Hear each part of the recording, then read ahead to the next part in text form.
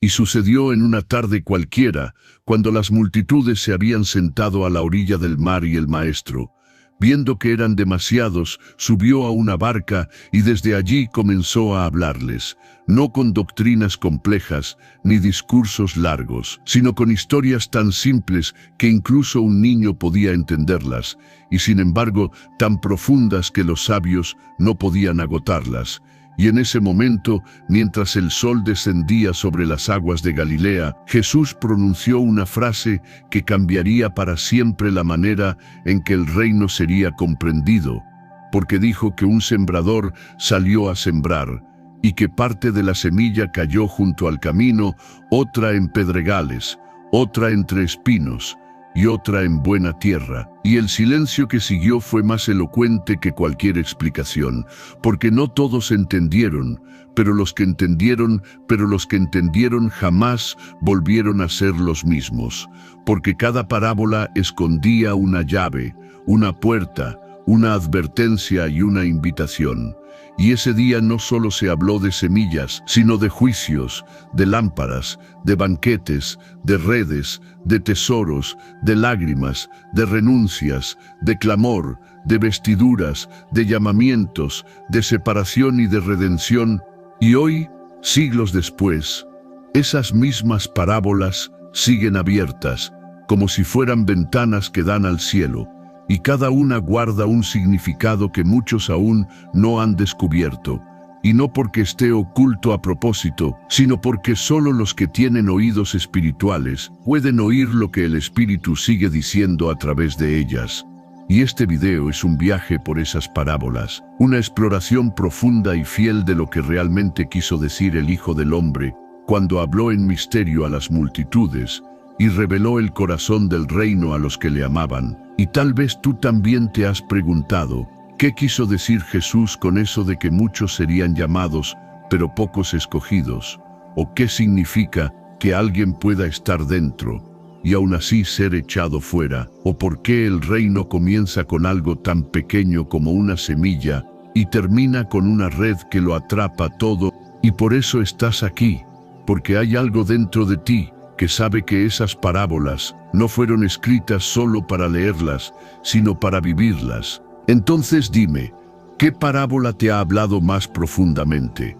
Déjala en los comentarios y escribe, esa semilla ya cayó en mí, para que sepamos que no estás aquí solo de paso, sino porque algo del reino ya está brotando en ti. Quédate y descubramos juntos los significados ocultos en las parábolas de la Biblia. Capítulo 1. El sembrador salió a sembrar entre espinos y pedregales. Y aquel día el maestro salió de la casa y se sentó junto al mar de Galilea, y se reunió con él una gran multitud de hombres, mujeres y niños de diferentes aldeas y ciudades cercanas, y por causa del gentío subió a una barca y se sentó mientras toda la multitud estaba en pie en la orilla, y el viento marino soplaba suavemente y las olas acariciaban la madera de la embarcación. Y fue entonces cuando el Hijo del Hombre alzó su voz y comenzó a hablarles por parábolas diciendo: He aquí el sembrador salió a sembrar, y mientras sembraba parte de la semilla cayó junto al camino, y vinieron las aves y la devoraron, y parte cayó en pedregales, donde no había mucha tierra, y brotó pronto, porque no tenía profundidad de tierra. Mas salido el sol se quemó, y porque no tenía raíz, se secó, y parte cayó entre espinos, y los espinos crecieron, y la ahogaron, y parte cayó en buena tierra, y dio fruto cuál a 100, cuál a 60, y cuál a 30, por uno el que tiene oídos para oír, oiga. Cuando los discípulos se acercaron a él, y le preguntaron por qué les hablaba en parábolas, el maestro les respondió: Porque a vosotros os es dado saber los misterios del reino de los cielos, mas a ellos no les es dado, porque al que tiene se le dará y tendrá más, y al que no tiene aún lo que tiene le será quitado. Por eso les hablo en parábolas, porque viendo no ven, y oyendo no oyen ni entienden, y en ellos se cumple la profecía de Isaías, que dice: de oído oiréis y no entenderéis. Viendo veréis y no percibiréis, porque el corazón de este pueblo se ha engrosado, y con los oídos oyen pesadamente, y han cerrado sus ojos para que no vean con los ojos, y oigan con los oídos, y con el corazón entiendan y se conviertan, y yo los sane. Pero bienaventurados vuestros ojos, porque ven, vuestros oídos, porque oyen, porque de cierto os digo, que muchos profetas y justos desearon ver lo que veis, y no lo vieron, y oír lo que oís, y no lo oyeron oír.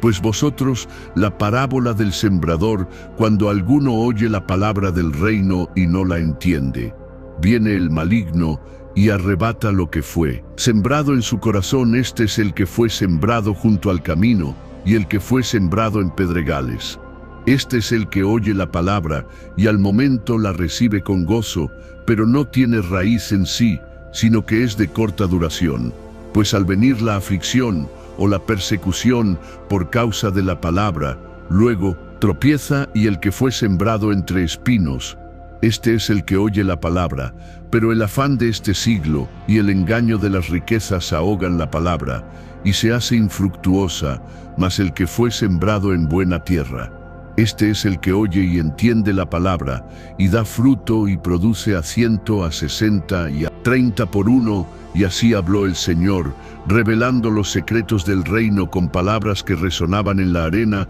y entre los corazones de quienes estaban presentes, y muchos de ellos miraban al suelo, preguntándose qué clase de tierra eran ellos, y si la semilla del reino había hallado raíz verdadera en su interior, o si el enemigo había ya devorado lo sembrado en sus corazones.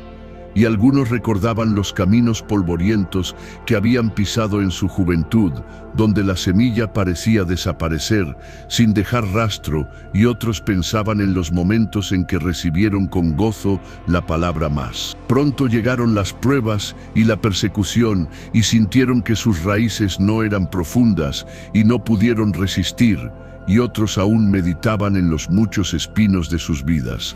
El afán del trabajo, el deseo de riquezas, la preocupación por el mañana, y se preguntaban si esos espinos no estaban ahogando el crecimiento del reino dentro de ellos. Y el maestro, con ojos compasivos, los miraba, sabiendo que solo el que tiene oídos para oír podrá entender, y que el corazón que anhela al Creador será ablandado por su misericordia y preparado por su Espíritu para recibir la semilla eterna, porque no era una enseñanza para entendidos ni un misterio reservado a los sabios de este siglo, sino un llamado vivo a despertar y volver el rostro hacia Yahvé, con humildad y temblor, porque así como la tierra no puede darse profundidad a sí misma, así también el hombre no puede salvar su alma por su propio esfuerzo, sino que necesita del labrador celestial que rompe el suelo duro y arranca las piedras y arranca los espinos y prepara el surco y cubre la semilla con esperanza, porque solo Él da el crecimiento. Y así la parábola se convertía en espejo y en espada, mostrando el estado real del corazón delante del Altísimo, y separando a los que oían con ligereza de los que buscaban con anhelo eterno. Y fue en ese momento cuando algunos de los oyentes se miraron unos a otros y comprendieron que aquel hombre en la barca no hablaba como los escribas ni como los fariseos, sino como uno que tiene autoridad, y que sus palabras penetraban el alma y la dividían como espada de dos filos. Y mientras el sol descendía sobre el lago y las sombras de la tarde se alargaban, el maestro seguía enseñando otras parábolas, diciendo: el reino de los cielos es semejante a un hombre que sembró buena semilla en su campo, pero mientras dormían los hombres, vino su enemigo y sembró cizaña entre el trigo y se fue. Y cuando salió la hierba y dio fruto, entonces apareció también la cizaña. Y vinieron los siervos del padre de familia y le dijeron: Señor, ¿no sembraste buena semilla en tu campo? ¿De dónde, pues, tiene cizaña? Y él les dijo: un enemigo ha hecho esto. Y los siervos le dijeron: ¿quieres pues que vayamos y la arranquemos? Y él les dijo: no sea que al arrancar la cizaña arranquéis también con ella. El trigo dejad crecer juntamente lo uno y lo otro hasta la siega. Y al tiempo de la siega, Yo diré a los segadores: recoged primero la cizaña, y atadla en manojos para quemarla, pero recoged el trigo en mi granero. Y así hablaba el maestro a la multitud, desvelando los misterios del reino con comparaciones que ocultaban y revelaban a la vez, según la disposición del corazón de cada oyente. Porque aquel que deseaba conocer más, se acercaba después, en lo secreto, y preguntaba y recibía luz, mientras que el indiferente se iba sin entender, y su corazón quedaba aún más endurecido. Y por eso el que tiene se le dará, y tendrá más, y el que no tiene aún lo que tiene le será quitado. Porque no es el oído natural lo que capta la palabra, sino el oído del alma que se humilla ante Yahvé. Y reconoce su necesidad, y muchos de los discípulos comenzaron a entender que las parábolas no eran historias para entretener, ni discursos adornados, sino flechas divinas dirigidas al centro del alma para provocar quebrantamiento, despertar y decisión. Porque toda semilla sembrada exige una respuesta. Y el reino de los cielos no es para los tibios, ni para los que posponen, sino para los que con temor y temblor dicen: hágase en mí, según tu voluntad. Y así los que estaban presentes aquel día comenzaron a esparcirse por los caminos con la semilla en su interior y con preguntas ardientes en sus corazones, y algunos lloraban por haber sido caminos duros, otros por haber sido pedregales, otros por los espinos que aún debían cortar, pero todos sabían que habían oído la voz de Dios y que el sembrador había salido a sembrar, y que su palabra no volvería vacía, sino que haría lo que él quería y sería prosperada en aquello para lo que fue enviada. Y mientras el cielo se tornaba en tonos dorados, y el maestro permanecía en silencio en la barca, los discípulos se acercaron de nuevo. Él les dijo: el que siembra la buena semilla es el Hijo del Hombre. El campo es el mundo. La buena semilla son los hijos del reino, y la cizaña son los hijos del maligno. El enemigo que la sembró es el diablo.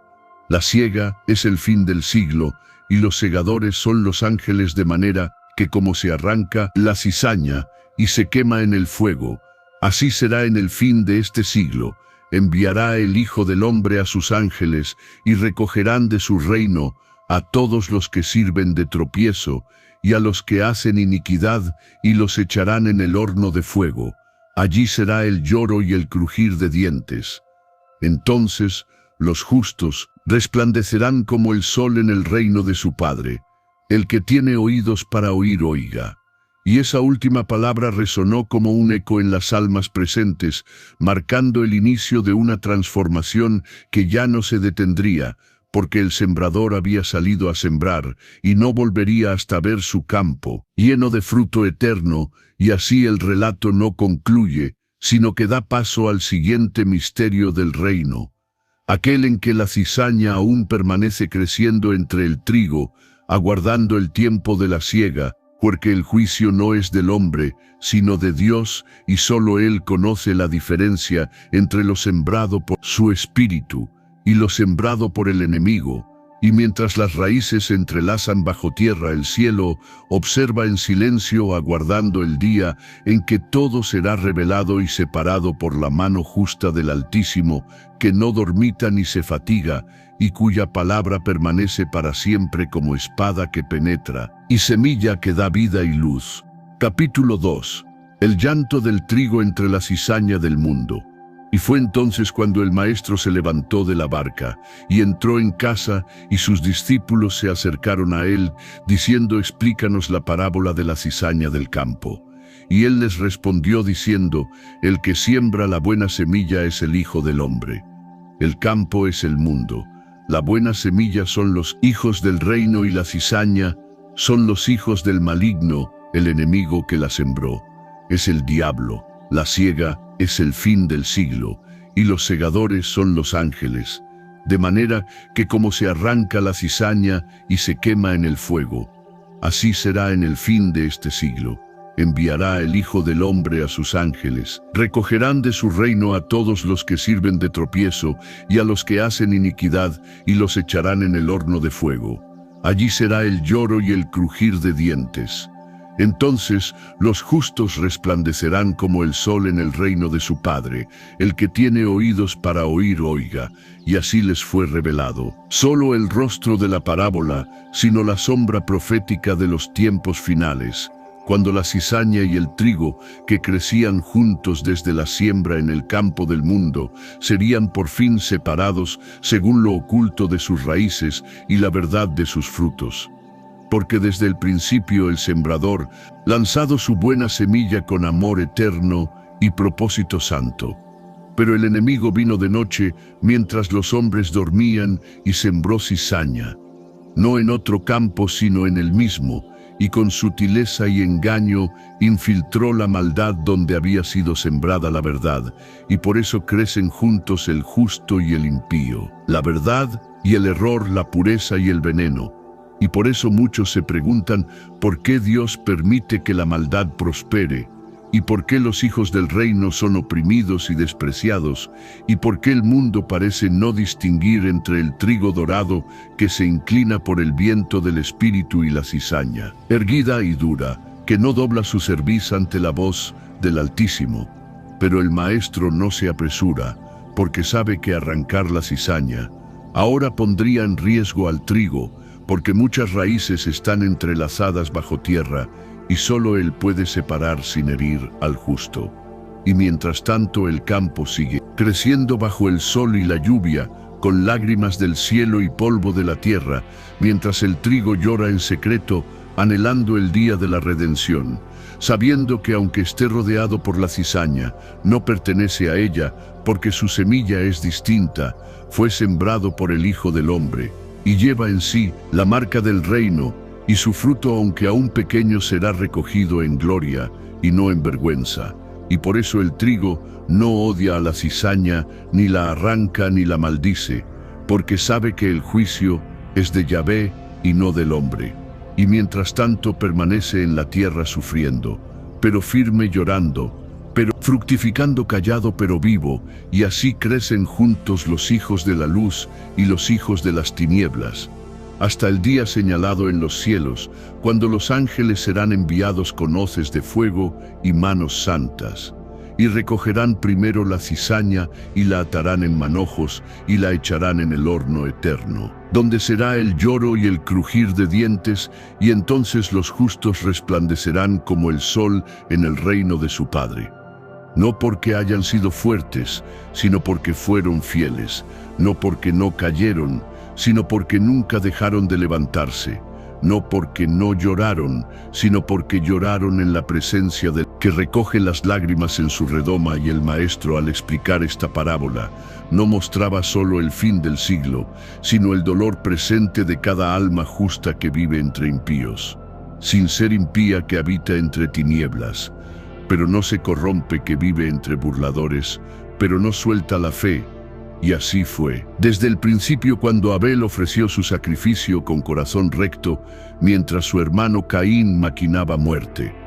Y cuando Noé caminaba con Dios en una generación perversa, y cuando Lot se angustiaba en Sodoma por la conducta nefanda de los impíos, y cuando los profetas eran perseguidos por hablar verdad entre un pueblo de labios mentirosos, y cuando Jeremías lloraba por la Jerusalén que no quería oír, y cuando Elías se sentía solo entre los profetas de Baal, y clamaba diciendo: solo yo he quedado, y buscan mi vida para quitármela, y cuando el mismo Hijo del Hombre fue rechazado por los suyos y odiado sin causa y crucificado por la cizaña religiosa que no soportó la luz. Y así ha sido en cada siglo y en cada tierra donde el trigo ha sido sembrado entre espinas, entre piedras y entre enemigos que no duermen. Y aún así ha crecido, porque su fuerza no está en sí mismo, sino en la palabra que lo hizo brotar, y en la promesa que lo sostiene, y en el Espíritu que lo riega. Y cada lágrima que ha derramado es recogida por el Señor del campo, que no olvida ni una sola espiga, ni una sola raíz, ni un solo gemido del justo. Y el trigo, aunque parezca débil, es fuerte, porque ha aprendido a inclinarse en la tormenta, a soportar la sequía, a esperar la siega, y sabe que su día viene, y que no quedará mezclado con la cizaña para siempre, y cuando el Hijo del Hombre venga en su gloria, y todos los santos ángeles con él, entonces separará a unos de otros como el pastor separa las ovejas de los cabritos, y dirá a los de su derecha: venid benditos de mi Padre, heredad el reino preparado para vosotros desde la fundación del mundo, porque tuve hambre, y me disteis de comer, tuve sed, y me disteis de beber, fui forastero, y me recogisteis, estuve desnudo, y me vestisteis, enfermo, y me visitasteis en la cárcel, y vinisteis a mí. Y entonces los justos le responderán diciendo: Señor, ¿cuándo te vimos hambriento, y te sustentamos, o sediento, y te dimos de beber? Y él les dirá: de cierto os digo que en cuanto lo hicisteis a uno de estos mis hermanos más pequeños, a mí lo hicisteis. Esa será la siega, la gran separación, la respuesta del cielo a todas las preguntas que el trigo se ha hecho en medio de la cizaña, porque entonces será vindicado su llanto, su soledad, su obediencia y su fe. Y entonces sabrá que no fue en vano haber soportado entre quienes no temían a Dios ni respetaban su palabra, y entonces verá que aquel que sembró la buena semilla nunca lo dejó, y que la siega no vino tarde sino en el tiempo exacto determinado por el Padre. Porque la paciencia de Dios es salvación, y su juicio es justo, y sus caminos son más altos que nuestros caminos. Y así el trigo se regocijará, y la cizaña será destruida, y el campo será limpio y nuevo, y el reino se manifestará sin sombra, sin mezcla, sin engaño, y el sol de justicia alumbrará a los que temen su nombre, y saldrán y saltarán como becerros de la manada, y serán libres de toda opresión y de toda mentira, y el nombre de Yahvé será uno, y su gloria llenará la tierra, como las aguas cubren el mar, y el trigo que lloró entre la cizaña cantará en los campos del cielo, y su voz no será más acallada, ni perseguida, ni ridiculizada, sino que será corona de alabanza en la mano del Señor Dios de los ejércitos, y todo ojo verá, y toda lengua confesará que Jesús es el Señor, para gloria de Dios Padre. Y así el trigo entenderá por qué fue necesario sufrir y esperar, y permanecer y callar y creer, porque todo ha sido parte del misterio del reino que crece entre la cizaña. Pero no pertenece a ella, y aunque parezca mezclado, nunca lo estuvo, porque su raíz es celestial, y su fruto eterno, y su destino glorioso. Y así continúa la historia del reino, que aún no ha concluido, porque aún hay trigo en crecimiento y cizaña en expansión, y el juicio no ha venido todavía, pero viene, y el Hijo del Hombre no tarda, y los ángeles afilan ya sus hoces, y el campo murmura bajo el sol con una promesa viva y una advertencia solemne, porque el que tiene oídos para oír, oiga. Capítulo 3.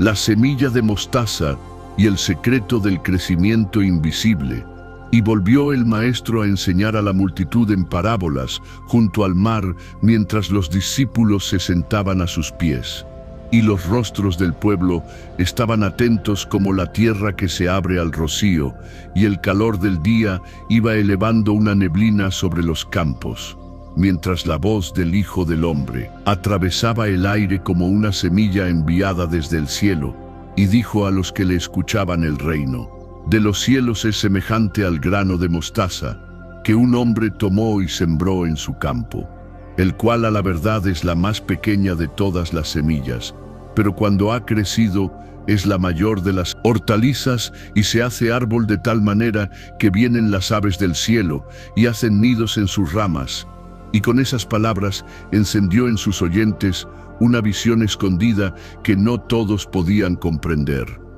Pues aunque les hablaba de una semilla minúscula, les revelaba en secreto el misterio del reino, invisible, que no empieza con truenos ni con poder humano, sino con algo casi imperceptible a los ojos del mundo.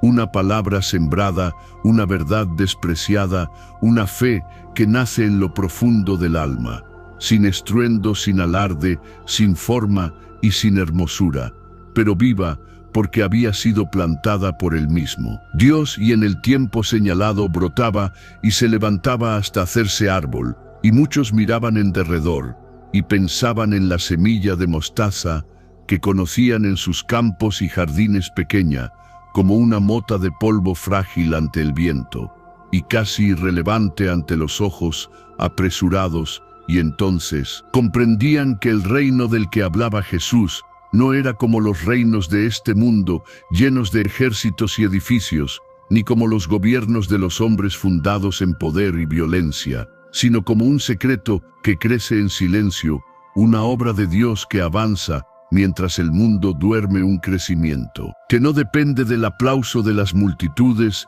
ni del reconocimiento de los sabios, sino de la fidelidad del que siembra y de la obediencia de la tierra que recibe. Y algunos recordaban las palabras antiguas de los profetas que decían: no con ejército ni con fuerza, sino con mi espíritu, ha dicho Yahvé. De los ejércitos y otros pensaban en cómo el mismo Mesías había venido sin majestad ni honra,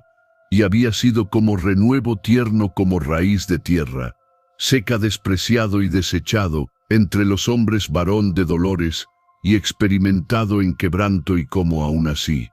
en él estaba la vida, y la vida era la luz de los hombres, y esa luz en las tinieblas resplandece, y las tinieblas no prevalecieron contra ella, porque aunque era la semilla más pequeña, tenía en sí la plenitud del reino eterno. Y los que estaban atentos comenzaron a entender que la obra de Dios no siempre se ve ni siempre se reconoce, pero nunca se detiene, y que su poder se manifiesta en lo débil, lo sencillo, lo escondido, y que lo que el mundo desprecia, Dios escoge para avergonzar lo fuerte. Y en ese momento la parábola se volvió espejo y desafío para cada alma que la oía, porque no bastaba con admirar el crecimiento del árbol, había que preguntarse si la semilla había sido sembrada en su corazón, si había brotado, si estaba creciendo, o si había sido ignorada o despreciada, como cosa sin valor. Y los discípulos recordaban cómo había comenzado todo con un llamado junto al mar de Galilea, con hombres comunes, con redes rotas, con preguntas sin respuesta, con corazones confundidos, y ahora veían cómo la palabra sembrada por el Maestro había comenzado a dar fruto, aunque no en multitudes ni en templos, sino en vidas transformadas, en decisiones ocultas, en actos de fe que nadie más veía. Y así es el reino del cielo, como el grano de mostaza, pequeño en apariencia, pero destinado a lo grande, no por su tamaño, sino por su origen, porque viene de Dios. Y los que le escuchaban pensaban también en las aves del cielo que venían a anidar en sus ramas, y entendían que no se trataba solo de crecimiento personal, sino de refugio para otros, de hospitalidad espiritual, de ser árbol donde otros pudieran hallar descanso y sombra.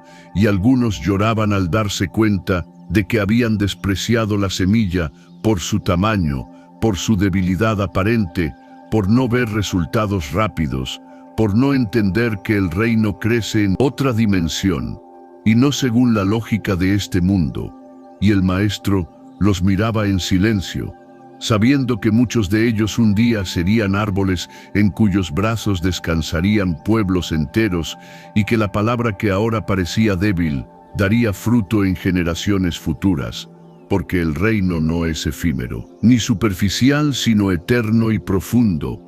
como la raíz de justicia plantada junto a corrientes de aguas, que da su fruto en su tiempo, y su hoja no cae, y todo lo que hace prosperará. Y por eso no se desespera el sembrador, cuando no ve el brote ni se impacienta, cuando la tierra tarda en abrirse, porque sabe que lo sembrado de Dios no se pierde, y que lo que el Espíritu ha comenzado lo perfeccionará hasta el día de Cristo. Y mientras hablaba aún a la multitud, el Maestro dijo otra parábola. El reino de los cielos es semejante a la levadura que tomó una mujer y escondió en 3 medidas de harina, hasta que todo fue leudado, y con ello revelaba de nuevo el misterio de lo invisible que obra desde adentro. no con ruido, sino con poder que transforma lo entero y cambia su naturaleza. Y muchos no entendían que al igual que la levadura penetra y cambia la masa, la palabra del reino, cuando entra en el corazón no lo deja igual, sino que lo cambia por completo y lo levanta y lo transforma desde lo profundo. Y por eso algunos rechazaban la levadura del reino, porque no querían ser cambiados, sino solo bendecidos, y no buscaban transformación, sino consuelo sin renuncia. Pero el reino no es un adorno ni un accesorio, sino una levadura que lo cambia todo, una semilla que crece hasta dominar el campo, una palabra que al ser recibida quema y sana destruye, y edifica derriba fortalezas y levanta vidas, y por eso los profetas de antaño temblaban al oír la voz del Altísimo, y decían: «Ay de mí que soy muerto, porque siendo hombre inmundo de labios, han visto mis ojos al Rey Yahvé de los ejércitos». Y por eso Jeremías decía: «Tu palabra fue hallada, y la comí, y fue a mí por gozo y por alegría de mi corazón. Pero también fuego en mis huesos, y por eso Ezequiel comió el rollo, y lo halló dulce en su boca, pero lleno de juicio». Y por eso Jesús enseñaba en parábolas, no para ocultar, sino para revelar a los que verdaderamente buscan, a los que tienen oídos, para oír, a los que están dispuestos a ser transformados, y no solo informados, porque la verdad del reino no se discute, se recibe, y la semilla de mostaza no se explica, se siembra y crece, y el que cree verá su fruto, aunque ahora no vea nada, aunque parezca que nada cambia, aunque todo a su alrededor le diga que es en vano, porque el reino es como la semilla que duerme en la tierra y pasa tiempo sin ser vista, pero un día rompe la cáscara y sale con fuerza, y se alza y desafía los cielos. Y el que sembró con lágrimas recogerá con regocijo, y el que creyó sin ver verá lo eterno manifestado. Y así continuaba el maestro, enseñando no con palabras persuasivas de humana sabiduría, sino con demostración del Espíritu y de poder, para que la fe no estuviera fundada en sabiduría de hombres, sino en el poder de Dios. Y los que le oían sentían que sus corazones ardían dentro de ellos, como los discípulos en el camino a Emaús. Y aunque muchos no comprendían, sabían que estaban ante una semilla eterna, y otros guardaban las palabras en su interior, como María, que meditaba en su corazón, y sabían que aunque pequeñas esas parábolas, tenían la llave del reino, y que quien las entendiera no solo vería a Dios, sino que caminaría con Él, porque el reino se acerca, no con señales visibles, sino con una semilla en el corazón que lo transforma todo, y cuando esa semilla madura, trae fruto de justicia, paz y gozo en el Espíritu Santo. Y aunque el mundo la ignore, el cielo la celebra, y aunque los hombres la despreciaron, el trono la espera, y el tiempo de la cosecha se acerca. Y el árbol que brotó de una semilla despreciada se alzará para siempre en el huerto de Dios. Capítulo 4. El tesoro escondido y la renuncia del hombre verdadero. Y otra vez el maestro abrió su boca y enseñó diciendo: el reino de los cielos es semejante a un tesoro escondido en un campo, el cual un hombre halló y lo escondió, y de gozo por ello va y vende todo lo que tiene y compra aquel campo. Y mientras pronunciaba estas palabras, su voz se volvió más serena y más profunda,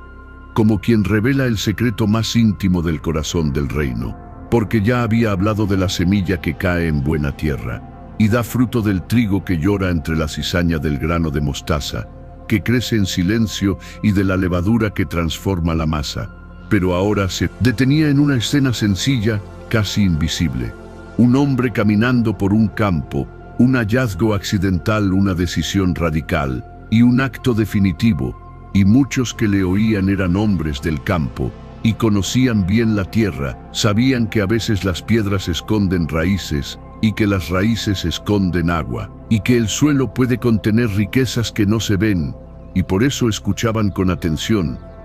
pero también con desconcierto, porque ¿qué clase de tesoro es este que se halla y se esconde otra vez? ¿Y qué clase de gozo puede llevar a un hombre a vender todo lo que tiene y por qué comprar un campo entero solo por lo que está debajo de su superficie? Y el maestro los miraba con ojos ardientes, sabiendo que no todos entenderían, que no todos estaban preparados para oír. Que el reino no es algo que se puede tener sin entrega, ni algo que se recibe sin renuncia, que no es un objeto más en la lista de posesiones del alma, sino la única posesión verdadera, y que hallarlo lo cambia todo, porque lo que se halla en ese campo no es una idea, ni una emoción, ni una mejora de vida, sino la misma presencia del Dios viviente. El reino de los cielos con toda su gloria escondido a plena vista, oculto entre la rutina de los días, entre las piedras del camino, entre las palabras del Evangelio, entre las lágrimas de un profeta, entre la obediencia silenciosa de un justo, entre las páginas de la ley, entre los pasos del Mesías en la tierra, entre el polvo de las aldeas y las oraciones de los perseguidos. Cuando el hombre lo halla, no grita ni proclama ni exige, sino que lo vuelve a esconder, y va y vende todo lo que tiene y compra el campo, y en ese gesto está la llave del reino, porque el gozo del hallazgo es tan inmenso que eclipsa todo lo demás, y lo que antes parecía valioso, ahora se ve como pérdida, y lo que antes ocupaba el alma ahora se deja atrás con decisión y con urgencia. Porque no se puede tener el tesoro sin el campo, no se puede tener la gloria sin la cruz, no se puede tener al rey sin el reino entero, y comprar el campo es aceptar el precio de la obediencia, aceptar la renuncia a lo propio, dejar padre y madre, dejar casa y heredad, dejar seguridad y planes humanos, dejar el yo y tomar la cruz, y seguirle. Y aunque el campo parezca árido y lleno de espinos, aunque parezca inútil y despreciado, el que ha hallado el tesoro sabe lo que hay en él, y no lo duda, y no lo posterga, y no lo negocia, sino que lo hace con gozo, no con pesar, no con tristeza, sino con una alegría que brota del Espíritu, porque ha visto lo invisible, ha encontrado lo eterno, ha hallado la perla de gran precio, y su vida ya no es suya, porque fue comprada por un precio, y ese precio es todo, y ese todo lo da con gozo. Y así era desde los días antiguos, cuando Abraham dejó su tierra y su parentela, para ir a una tierra que no conocía, solo porque oyó una voz y creyó que el que hablaba era fiel. Y cuando Moisés dejó la casa de Faraón, teniendo por mayores riquezas el vituperio de Cristo que los tesoros de Egipto, y cuando Eliseo dejó los bueyes y el arado y corrió tras Elías, y cuando los discípulos dejaron las redes y las barcas y le siguieron, y cuando Pablo dijo: cuántas cosas eran para mí ganancia, las he estimado como pérdida por amor de Cristo, y aún más estimo todas las cosas como pérdida, por la excelencia del conocimiento de Cristo Jesús mi Señor, por amor del cual lo he perdido todo, y lo tengo por basura, para ganar a Cristo. Y cuando Esteban miró los cielos abiertos, y no temió las piedras, y cuando los mártires del principio fueron a la hoguera cantando himnos, porque sabían que el tesoro que habían hallado ningún ladrón podía robarlo, ningún fuego podía consumirlo, ninguna tumba podía retenerlo, y en ese campo comprado con gozo está la perla de la verdad, el rostro del amado, la comunión del Espíritu, la vida eterna, y por eso el reino no puede ser entendido por los que quieren conservar todo lo demás, ni puede ser poseído por los que no están dispuestos a dejar sus posesiones, ni puede ser vivido por los que no aceptan el precio del campo, porque el que no renuncia a todo lo que posee no puede ser discípulo, y el que pone su mano en el arado y mira atrás no es apto para el reino de Dios. Y así el maestro hablaba, y sus palabras se clavaban en los corazones como arado que rompe la tierra dura, y algunos lloraban porque sabían que habían despreciado el tesoro por no querer soltar el campo que ya poseían, por temor a perder lo que era suyo, sin entender que nada era suyo, y que lo suyo era muerte y polvo, y otros temblaban porque sentían que habían hallado el tesoro, pero no se atrevían a vender todo lo demás y querían tener el reino sin perder sus planes, sin soltar sus ídolos, sin romper con lo viejo, y se iban tristes como el joven rico que amaba la ley, pero no pudo amar al Señor de la ley, y el maestro los dejaba ir, porque el reino no se fuerza, no se impone, solo se ofrece y se revela, y se espera, y el que lo halla no puede permanecer igual, porque el hallazgo lo hiere de gozo, lo traspasa de gloria, lo marca con fuego, y lo obliga a elegir, y el que elige no mira atrás, y aunque el campo tenga espinas y desierto, y piedras, y rechazo y persecución y cruz, lo compra porque sabe lo que hay en él, y no hay comparación entre las aflicciones del tiempo presente y la gloria venidera que en nosotros ha de manifestarse. Y así continuaba el maestro sembrando tesoros en el alma de los que podían ver y escondiendo gloria bajo tierra para que solo los que aman la verdad la encuentren y solo los que estén dispuestos a renunciar a todo puedan entrar porque el reino es como un tesoro escondido.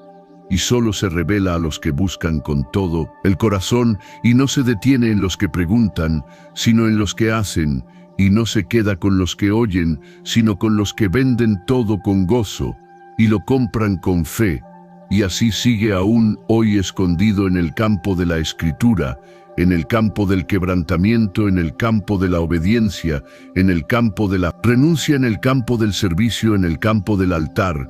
donde el hombre deja todo, y solo encuentra al Dios vivo, y ese encuentro no tiene precio, porque es el principio de la eternidad en el alma. Capítulo 5. El buen samaritano y el quebranto del corazón religioso. Y aconteció que un intérprete de la ley se levantó para tentar al maestro, diciendo: Maestro, ¿qué haré para heredar la vida eterna? Y él le dijo: ¿Qué está escrito en la ley? ¿Cómo lees? Y aquel respondiendo dijo: Amarás al Señor tu Dios con todo tu corazón, y con toda tu alma, y con todas tus fuerzas, y con toda tu mente, y a tu prójimo como a ti mismo. Y Jesús le dijo: Bien has respondido, haz esto y vivirás. Pero él, queriendo justificarse a sí mismo, dijo a Jesús: ¿Y quién es mi prójimo? Y fue entonces cuando el maestro habló una parábola que no solo respondía a su pregunta, sino que desnudaba su corazón y el de todos los que la oían, y dijo: un hombre descendía de Jerusalén a Jericó, y cayó en manos de ladrones, los cuales le despojaron, e hiriéndole se fueron dejándole medio muerto. Y descendió un sacerdote por aquel camino, y viéndole pasó de largo. Asimismo un levita, llegando cerca de aquel lugar, y viéndole también pasó de largo, pero un samaritano que iba de camino vino cerca de él, y viéndole fue movido a misericordia, y acercándose vendó sus heridas, echándoles aceite y vino, y poniéndole en su cabalgadura, lo llevó al mesón y cuidó de él. Y otro día, al partir sacó 2 denarios, y los dio al mesonero, y le dijo: Cuídamele, y todo lo que gastes de más, yo te lo pagaré cuando regrese. ¿Cuál, pues, de estos 3 te parece que fue el prójimo del que cayó en manos de los ladrones? Y él dijo: el que usó de misericordia con él. Entonces Jesús le dijo: Ve y haz tú lo mismo. Y mientras el maestro hablaba, el silencio llenó el lugar, como si cada palabra hubiese detenido el tiempo, porque la historia no era solo una respuesta, era una espada que atravesaba la falsa justicia de los hombres y revelaba la compasión del cielo, porque el camino de Jerusalén a Jericó era conocido por todos como un descenso peligroso, un trayecto entre riscos y cavernas, donde los ladrones acechaban y donde los cuerpos caídos no eran extraños, y cada oyente podía imaginarse al viajero sangrando en el polvo del camino y al sacerdote que descendía por la misma senda con sus vestiduras limpias y su mirada apartada, quizás con un rollo de la Torá bajo el brazo, quizás meditando en los preceptos del culto, quizás camino al templo o del templo, pero sin detenerse a ayudar al caído. porque la pureza ceremonial pesaba más que el dolor del herido, y el levita, descendiendo con paso ritual, conocedor de los salmos y los sacrificios, pero sin el corazón encendido de compasión. Y entonces el escándalo de la parábola era que el que sí se detiene es un samaritano, y no cualquier hombre, sino uno despreciado por los judíos. Uno considerado impuro, uno con quien no se compartía mesa ni saludo, y sin embargo él fue movido a misericordia, y no solo se detuvo, sino que se acercó. Vendó las heridas, derramó vino y aceite, símbolo de sanidad, y consuelo lo alzó sobre su cabalgadura. Lo llevó al mesón, lo cuidó, lo proveyó, y prometió volver y pagar más si fuese necesario. Y con ese relato el maestro no solo redefinía quién es el prójimo, sino también quién es el justo, porque el reino no se mide por el conocimiento religioso, sino por la obediencia al amor de Dios manifestado en hechos de misericordia, porque el prójimo no es aquel que está cerca, sino aquel a quien yo me acerco con compasión. Y los que escuchaban comprendieron que la religión sin misericordia es una sombra vacía, que el ritual sin justicia es abominación, que el conocimiento sin amor es un ruido hueco, y que el verdadero culto a Dios comienza cuando el corazón se quebranta ante el dolor del otro, y la ley que el intérprete había citado se volvía carne en el acto del samaritano, porque amarás al Señor tu Dios no se cumple en sacrificios, sino en amar al prójimo como a uno mismo. Y eso no en teoría, sino en el polvo del camino, en el riesgo del rechazo, el uso del vino y del aceite, en dar el tiempo en cargar al otro, en gastar dinero en prometer volver, en permanecer, hasta que el otro sane. Y el maestro, al narrar esta parábola, no estaba enseñando una moralidad genérica, sino revelando la esencia del reino, que no es teoría, sino vida, y que todo el que ha hallado el tesoro del reino, como en la parábola anterior, ahora debe vivirlo, amando con hechos y no solo con palabras. Y así los que estaban presentes comenzaron a entender que el reino de los cielos se manifiesta en las calles, y no solo en los templos, en las heridas, y no solo en los salmos, en el acto de bajar de la cabalgadura, y no solo en elevar oraciones. Y recordaban cómo Jesús mismo había tocado a los leprosos, hablado con samaritanos, comido con pecadores, llorado con los que lloraban, y que su amor no era distante sino presente.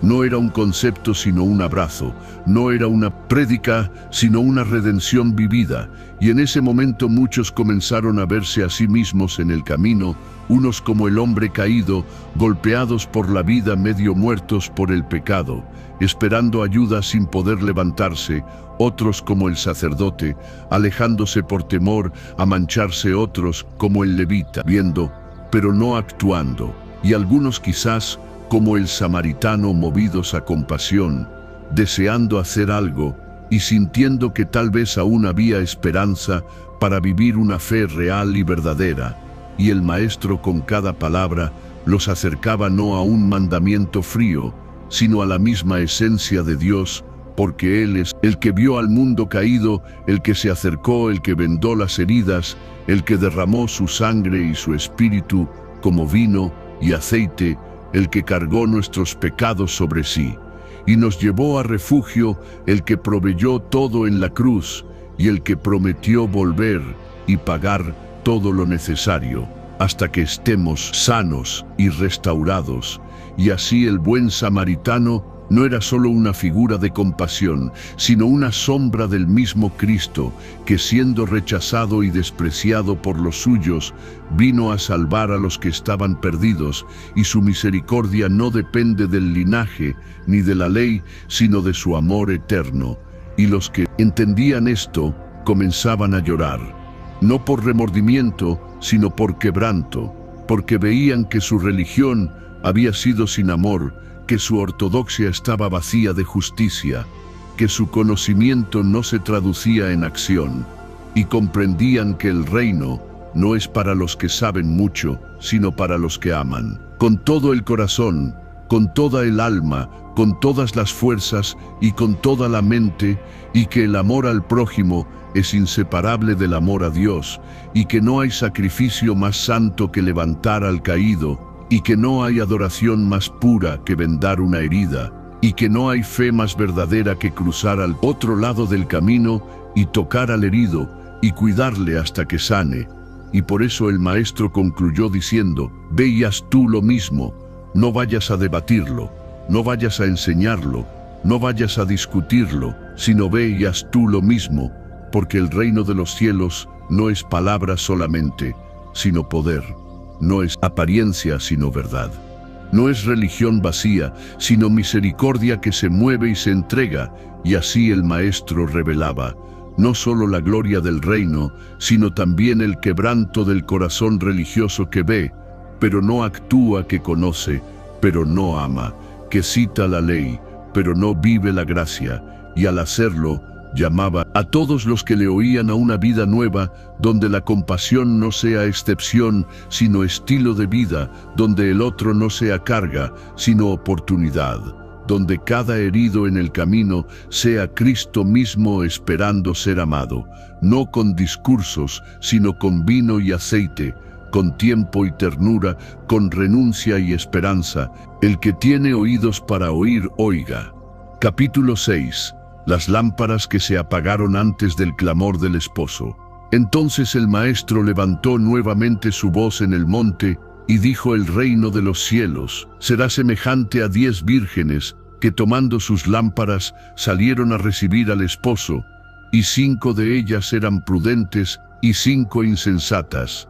Las insensatas, tomando sus lámparas, no tomaron consigo aceite, mas las prudentes tomaron aceite en sus vasijas juntamente con sus lámparas, y tardándose el esposo, cabecearon todas y se durmieron, y a la medianoche se oyó un clamor: aquí viene el esposo, salid a recibirle. Entonces todas aquellas vírgenes se levantaron y arreglaron sus lámparas, y las insensatas dijeron a las prudentes: dadnos de vuestro aceite, porque nuestras lámparas se apagan. Mas las prudentes respondieron diciendo: para que no nos falte a nosotras y a vosotras, id más bien a los que venden y comprad para vosotras mismas. Pero mientras ellas iban a comprar, vino el esposo, y las que estaban preparadas entraron con él a las bodas, y se cerró la puerta. Después vinieron también las otras vírgenes, diciendo: Señor, Señor, ábrenos más. Él respondiendo dijo: de cierto os digo, no os conozco, velad. Pues porque no sabéis el día ni la hora en que el Hijo del Hombre ha de venir.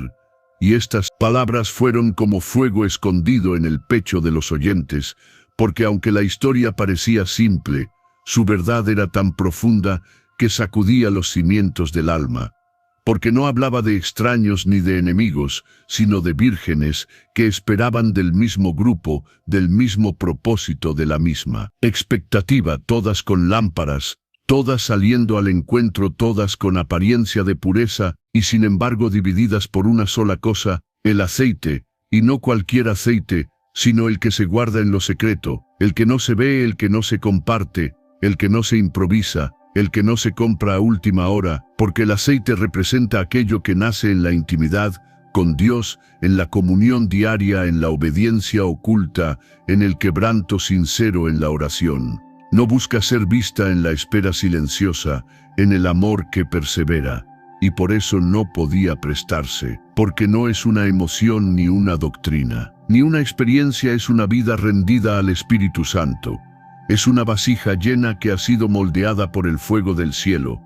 Y el maestro revelaba con esa parábola que no todos los que esperan están preparados, y que no todos los que tienen lámpara tienen luz, y que no todos los que parecen listos entrarán, porque el reino de los cielos no se abre por apariencia, sino por preparación y por verdad. Y el esposo tardaba no porque no viniera, sino porque probaba los corazones y permitía el sueño y la noche y la espera larga para ver quién había guardado el aceite y quién solo tenía entusiasmo y apariencia. Y la medianoche fue el juicio, porque cuando el clamor sonó todo quedó expuesto, y entonces ya no hubo tiempo de fingir ni de suplir lo que no se había buscado antes. y muchas lámparas estaban encendidas, pero otras se apagaban, y el aceite no estaba, y la angustia llegó. Las insensatas corrieron, pero era tarde, porque el esposo había venido, y la puerta se cerró. Y esa puerta que se cierra no es símbolo de castigo, sino de definición. Porque hay un tiempo para buscar, y un tiempo en que ya no se puede buscar. Hay un tiempo para llenar la vasija, y un tiempo en que ya es tarde, y esa voz que dice, no os conozco, no habla de ignorancia, sino de relación, porque el esposo conoce a los que le han amado en secreto, a los que le han buscado cuando nadie veía, a los que velaron. Cuando otros dormían, a los que guardaron su lámpara encendida en medio de la oscuridad. Y los que oían esta parábola sabían que el Maestro hablaba de ellos, de nosotros, de todos los que decimos. Esperar de todos los que decimos. Tener luz de todos los que creemos estar listos. Y sin embargo puede que no tengamos aceite. Y la gravedad de esa verdad rompía el corazón religioso y revelaba el estado real de muchas almas que han caminado cerca del reino, pero sin entrar en él, que han oído sus palabras, pero sin obedecer, que han encendido lámparas, pero sin llenarlas. Y mientras el Maestro hablaba, el cielo parecía más cerca, y los oyentes podían ver la escena como si fuera real la noche. Profunda el clamor, repentino la confusión, el temor, la prisa, el llanto, el silencio, la puerta cerrada, la voz firme que decía, no os conozco, y comprendían que no bastaba con haber sido parte del grupo, ni con haber tenido buenas intenciones, ni con haber salido al encuentro, que lo único que diferenciaba a las prudentes era su preparación, su previsión, su intimidad, su aceite, su realidad espiritual, y muchos recordaban entonces las palabras del profeta que decía, buscar a Yahvé mientras puede ser hallado, llamadle en tanto que está cercano, deje el impío su camino, y el hombre inicuo sus pensamientos, y vuélvase a Yahvé, el cual tendrá de él misericordia, y al Dios nuestro, el cual será amplio en perdonar. Y el eco de esa voz resplandecía en la mente de los discípulos como una advertencia solemne, porque el Maestro no estaba contando una historia, sino anunciando una urgencia. Velad, pues porque no sabéis el día ni la hora, y ese velad no era un mandato de ansiedad, sino de fidelidad. Una invitación a vivir preparados, a no dejar que el fuego se apague, a cuidar la lámpara del alma, a mantener el aceite encendido, a no conformarse con haber oído, sino con haber amado, y a saber que la venida del esposo es cierta, y que no será anunciada con trompetas de hombres, ni con calendarios de profecías, sino con el clamor de Dios a la medianoche. Y solo el que ha vivido con aceite podrá levantarse y decir, heme aquí.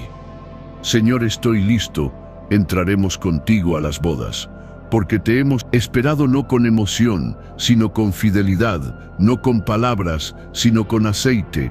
Y mientras la parábola se grababa en los corazones de los oyentes, algunos temblaban porque sabían que sus lámparas estaban vacías, y otros lloraban porque habían vivido de la apariencia sin buscar lo eterno, y otros se levantaban con determinación para volver a llenar su vasija, para volver al lugar secreto, para no dejar que la luz se apagara, y sabían que aún había tiempo, pero no por mucho, porque la noche ya estaba avanzada, y el esposo se acercaba, y cada paso contaba, y cada clamor era un llamado del cielo. Cada respiración, una oportunidad para encender el alma con el fuego de Dios, porque las bodas estaban preparadas, y solo entrarían los que velaran, los que tuvieran luz no prestada, no prestigiada, no fingida, sino verdadera, nacida de lo alto y guardada, como un tesoro. Y así el Maestro revelaba la gloria del reino,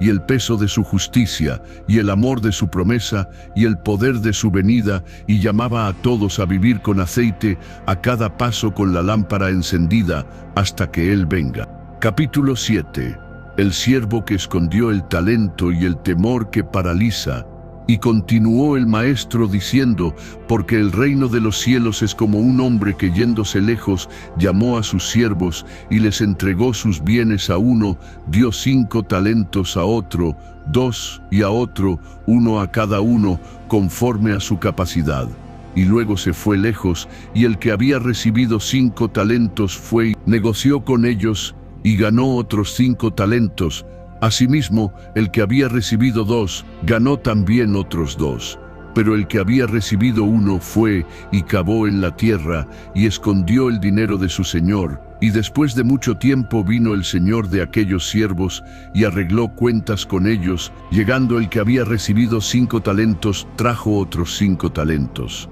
diciendo: Señor, 5 talentos me entregaste aquí. He ganado otros 5 talentos sobre ellos. Su señor le dijo: Bien, buen siervo y fiel, sobre poco has sido fiel sobre mucho, te pondré, entra en el gozo de tu señor. Llegando también el que había recibido 2 talentos, dijo: Señor, 2 talentos me entregaste aquí, he ganado otros 2 talentos sobre ellos. Su señor le dijo: Bien, buen siervo y fiel sobre poco, has sido fiel sobre mucho, te pondré, entra en el gozo de tu señor. Pero llegando también el que había recibido 1 talento, dijo: Señor, te conocía que eres hombre duro, que ciegas donde no sembraste, y recoges donde no esparciste, por lo cual tuve miedo, y fui y escondí tu talento en la tierra. Aquí tienes lo que es tuyo. Respondiendo su señor le dijo: Siervo malo y negligente, sabías que ciego donde no sembré, y que recojo donde no esparcí, por tanto debías haber dado mi dinero a los banqueros, y al venir yo hubiera recibido lo que es mío con los intereses. Quitadle pues el talento y dadlo al que tiene 10 talentos, porque al que tiene le será dado, y tendrá más, y al que no tiene aún, lo que tiene le será quitado. Y al siervo inútil, echadle en las tinieblas de afuera, allí será el lloro y el crujir de dientes. Y así concluyó el maestro esa parábola. Y los que escuchaban temblaban, porque entendían que el juicio venía, no solo sobre los que hacen el mal, sino también sobre los que no hacen el bien, y que el temor no es excusa ante el Dios que da y espera fruto, y que el reino no es para los que se justifican, sino para los que son fieles. Y muchos pensaban en el siervo que recibió 5 talentos, y cómo no se jactó, sino que se movió con diligencia, y en el que recibió 2, y no envidió al que recibió más, sino que hizo lo suyo. Y en el que recibió 1, y aunque había sido confiado con poco, ni siquiera eso supo administrar, y escondió el talento, no por odio, sino por miedo, no por rebeldía abierta, sino por pasividad oculta, no por desprecio directo, sino por falta de fe. Y por eso el maestro mostraba que no solo se peca haciendo lo que es malo, sino también dejando de hacer lo que es bueno, y que la negligencia espiritual es tan grave como la desobediencia activa, y que esconder lo que Dios nos dio es rechazar su confianza, es rechazar su propósito, es despreciar su llamado, y que ningún talento fue dado para ser enterrado, porque todo lo que el Señor pone en nuestras manos tiene un destino, tiene una misión, tiene una responsabilidad, y cada talento representa una oportunidad de glorificar a Dios, de servir a otros, de edificar el reino, de traer fruto eterno. No importa si son 5, si son 2 o si es 1, lo que importa es lo que hacemos con lo que hemos recibido. Y el temor que paraliza no es reverencia, sino incredulidad disfrazada de prudencia, porque el que teme verdaderamente a Dios le obedece, le busca, se mueve por fe. Y el siervo que dijo: tuve miedo, en realidad no confió en su señor, sino que lo acusó de injusto, de exigente, de severo. Y con esa percepción errada justificó su inacción, su pasividad, su falta de fruto, y por eso fue llamado siervo malo y negligente, porque el carácter de Dios no puede ser distorsionado como excusa para no obedecer. Y el juicio fue claro: al que tiene,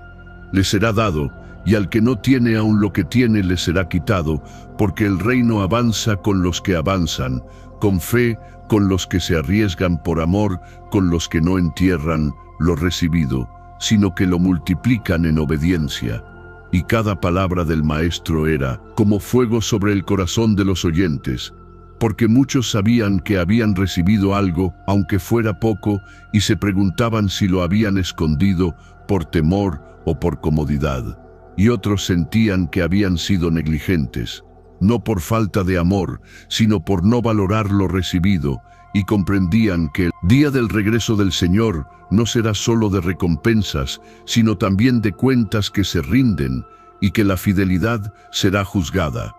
no por resultados humanos, sino por obediencia sincera, y que el gozo del Señor está reservado para los que se mantuvieron fieles, en lo poco para los que no despreciaron. El día de las cosas pequeñas, para los que no enterraron su propósito, sino que lo vivieron día a día, aunque nadie lo viera, aunque no fueran reconocidos, aunque no se sintieran capaces, y recordaban cómo David fue fiel con las ovejas antes de ser ungido, cómo José fue fiel en la cárcel antes de ser exaltado, cómo Ruth fue fiel en el campo antes de redimirse en el plan de Dios, y cómo el mismo Jesús fue fiel en lo secreto antes de manifestarse en lo público. Y entendían que el reino requiere fidelidad constante y no entusiasmo momentáneo, y que el talento enterrado no habla solo de dones perdidos, sino de vidas desperdiciadas, de llamadas ignoradas de almas que nunca caminaron en lo que Dios les entregó. Y el maestro, con esa parábola, llamaba a despertar a los siervos dormidos, a los corazones paralizados, a las manos ociosas, y lo hacía, no con condenación, sino con un llamado urgente a vivir para el reino antes que llegue el día en que el Señor regrese, y cada uno tenga que presentarse con lo que hizo o no hizo, con lo que se le confió. Y por eso la parábola no termina con un cierre feliz, sino con una advertencia solemne, porque el reino es gozo para los fieles, pero juicio para los inútiles, y el lloro y el crujir de dientes no es castigo arbitrario, sino consecuencia inevitable de haber rechazado la oportunidad de glorificar a Dios con lo que Él mismo nos dio. Y los discípulos escuchaban con el alma abierta, y algunos recordaban los talentos que una vez sintieron que tenían y que dejaron morir por temor, por crítica, por vergüenza, por distracción. Y el Espíritu les mostraba que aún podían desenterrarlos, aún podían volver, aún podían usarlos si lo hacían ahora, antes que el Señor regresara, porque su regreso era seguro y su juicio justo y su galardón verdadero, y los que habían sido hallados fieles entrarían en su gozo, no por lo mucho que lograron, sino porque hicieron lo que se les pidió con fidelidad y amor. Y por eso el Maestro decía: velad, estad preparados, haced negocio hasta que yo venga, y no enterréis lo que os he dado, porque todo lo que se ha confiado será pedido, y toda vida tiene un llamado, y toda alma que ha oído la voz del reino tiene un talento que administrar, y ese talento no es solo un don, es una vida, es una oportunidad, es una historia escrita en el cielo que debe cumplirse en la tierra, y solo los fieles verán su plenitud. Y así el Maestro terminaba la parábola con una puerta abierta para los que aún estaban dispuestos a cavar, no para esconder, sino para desenterrar lo perdido, y volver a vivir según el propósito eterno de aquel que da y que viene y que recompensa conforme a su misericordia. Capítulo 8. El padre que corrió y el hijo que no entendió el hogar. Y dijo también el maestro: un hombre tenía 2 hijos, y el menor de ellos dijo a su padre: Padre, dame la parte de los bienes que me corresponde, y les repartió los bienes. No muchos días después, juntándolo todo, el hijo menor se fue lejos a una provincia apartada, y allí desperdició sus bienes, viviendo perdidamente. Y cuando todo lo hubo malgastado, vino una gran hambre en aquella provincia, y comenzó a faltarle, y fue y se arrimó a uno de los ciudadanos de aquella tierra, el cual le envió a su hacienda para que apacentase cerdos, y deseaba llenar su vientre de las algarrobas que comían los cerdos. Pero nadie le daba, y volviendo en sí dijo: ¿Cuántos jornaleros en casa de mi padre tienen abundancia de pan? Y yo aquí perezco de hambre. Me levantaré e iré a mi padre y le diré: Padre, he pecado contra el cielo y contra ti.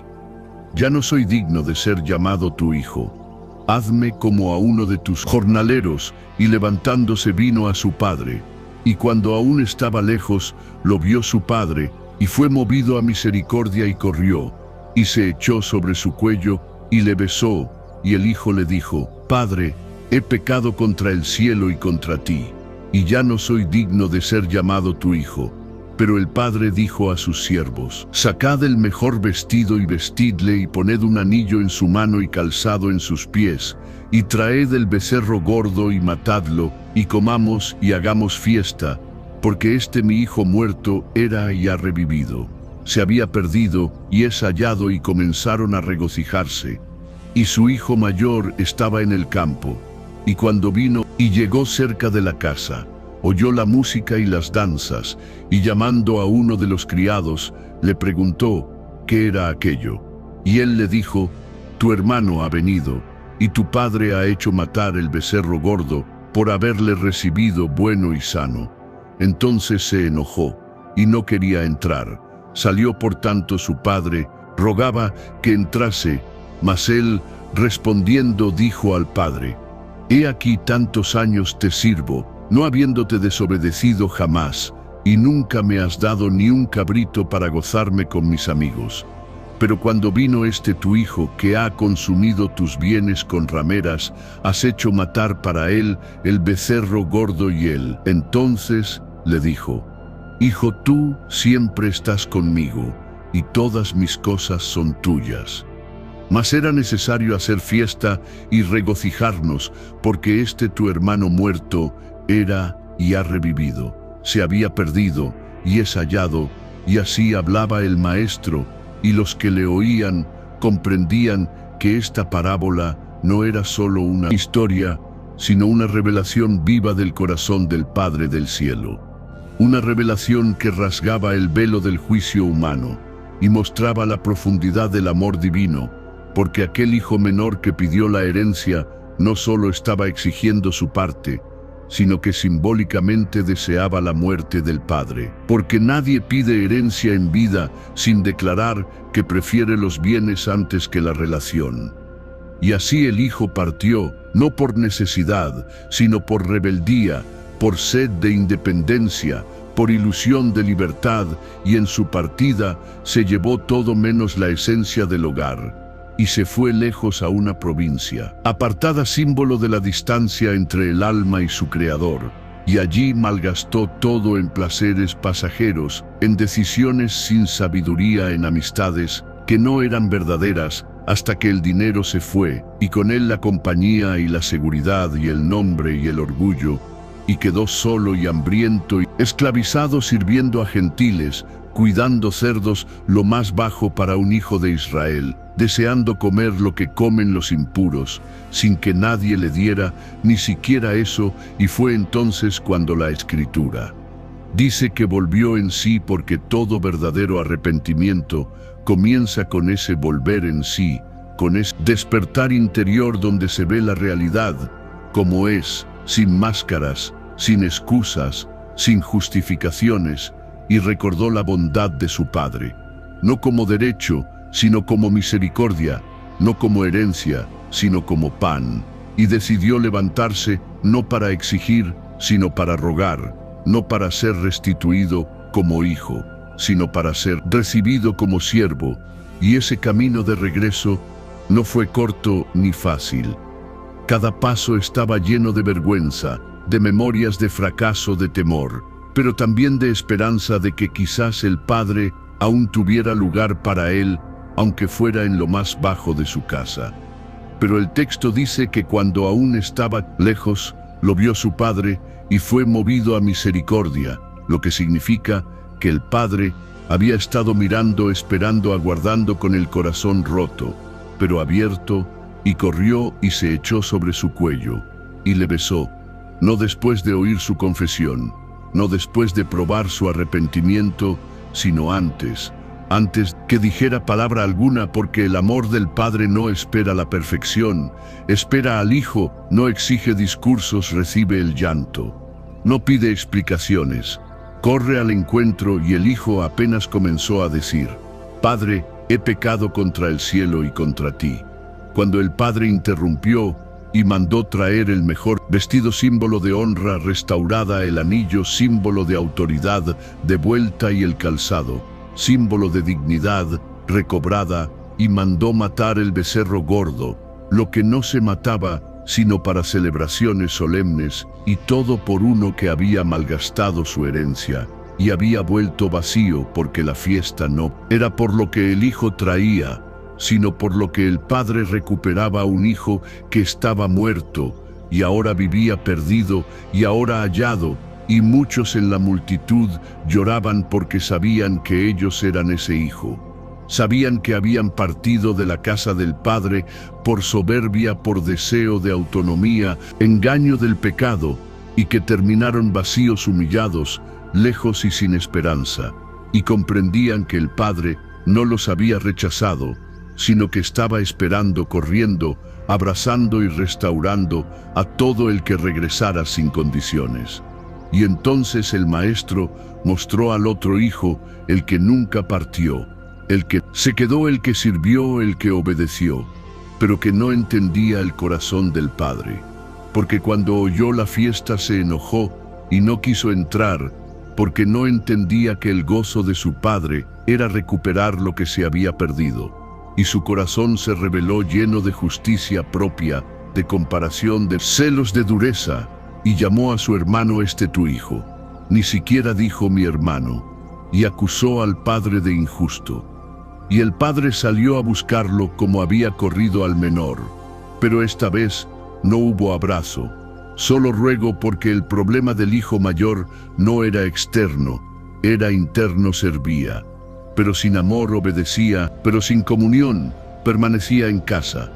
pero con el corazón lejos, y por eso el Padre le dijo: tú siempre estás conmigo, y todo lo mío es tuyo. Pero era necesario hacer fiesta, porque este tu hermano estaba muerto, y ahora vive. Y los oyentes sabían que ese hijo mayor representaba a los fariseos, a los religiosos que juzgaban el perdón a los pecadores, que no soportaban la gracia, que reclamaban reconocimiento, que servían sin amor, y no entraban en la fiesta de la redención. Y así el Maestro mostraba que tanto el que parte como el que se queda pueden estar lejos del corazón del Padre, y que el Padre quiere no es solo obediencia sino comunión, no solo servicio sino amor, no solo presencia sino intimidad,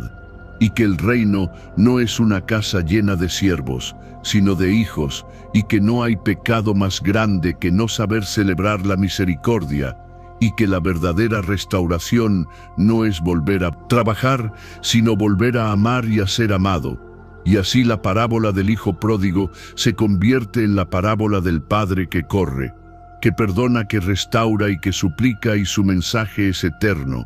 porque todos somos hijos menores que se fueron, o hijos mayores que no comprenden.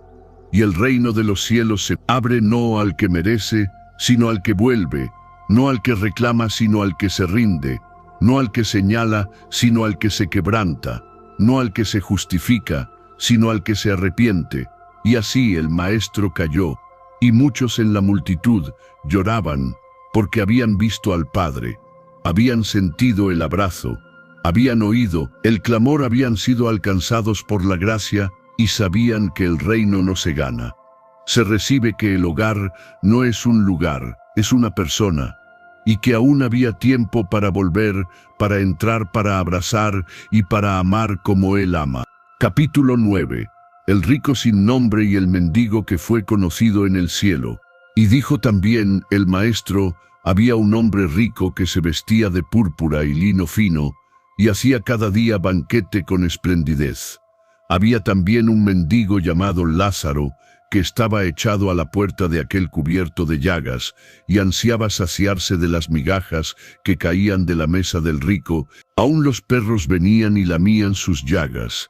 Aconteció que murió el mendigo y fue llevado por los ángeles al seno de Abraham. Y murió también el rico, y fue sepultado, y en el Hades alzó sus ojos, estando en tormentos, y vio de lejos a Abraham y a Lázaro en su seno. Entonces él, dando voces, dijo: Padre Abraham, ten misericordia de mí, y envía a Lázaro, para que moje la punta de su dedo en agua, y refresque mi lengua, porque estoy atormentado en esta llama. Pero Abraham le dijo: Hijo, acuérdate que recibiste tus bienes en tu vida, y Lázaro también males. Pero ahora éste es consolado aquí, atormentado además de todo esto, una gran sima. Está puesta entre nosotros y vosotros, de manera que los que quisieren pasar de aquí a vosotros, no pueden ni de allá pasar acá. Entonces le dijo: Te ruego, pues Padre, que le envíes a la casa de mi padre, porque tengo 5 hermanos, para que les testifique a fin de que no vengan ellos también a este lugar de tormento. Y Abraham le dijo a Moisés y a los profetas: tienen, oíganlos él. Entonces dijo: No, padre Abraham, pero si alguno fuere a ellos de entre los muertos, se arrepentirán. Mas Abraham le dijo: Si no oyen a Moisés y a los profetas, tampoco se persuadirán, aunque alguno se levantare de los muertos. Y mientras el maestro decía estas palabras, su voz descendía como martillo sobre el corazón humano, porque no era solo una historia,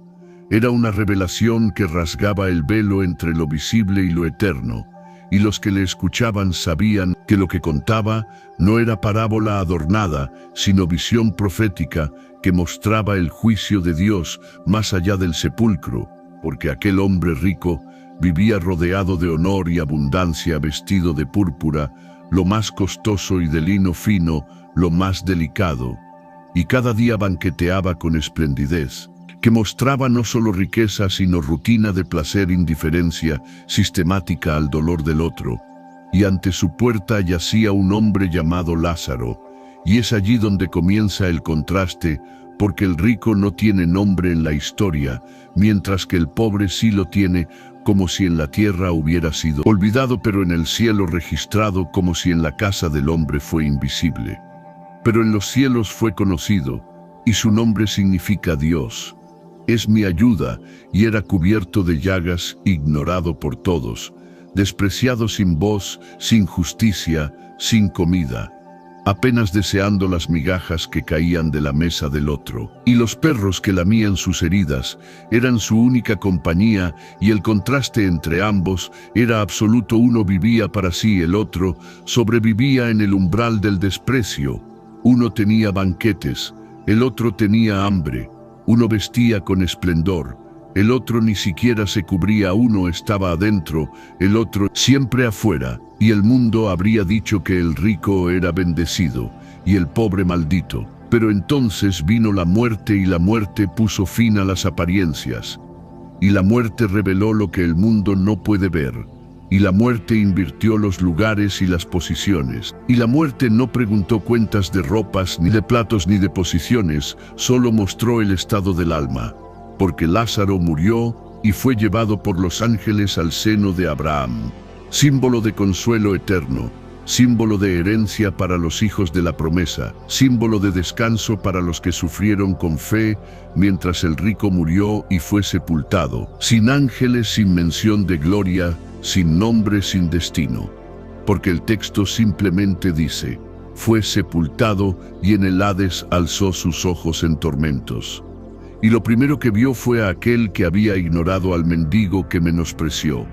Ahora estaba lejos, pero visible, y gritaba, no con autoridad, sino con desesperación, pidiendo una gota de agua, una sola gota de alivio, y llamando Padre Abraham como si su linaje pudiera salvarlo. Pero no por fe, sino por conveniencia, y pedía que Lázaro mojara su dedo, solo su dedo, para refrescarle la lengua y la ironía. Era brutal, porque en vida no le ofreció ni migajas, y ahora pedía una gota del dedo del que nunca miró. Y Abraham no le negó la existencia. Le dijo: hijo, lo que muestra que había sido parte del pueblo, pero no del reino. Conocía el nombre de Abraham, pero no el corazón de Dios. Y le recordó su vida. no con crueldad sino con verdad. Acuérdate que recibiste tus bienes en tu vida, y Lázaro males. Pero ahora este es consolado aquí, y tú atormentado, y el mensaje era claro.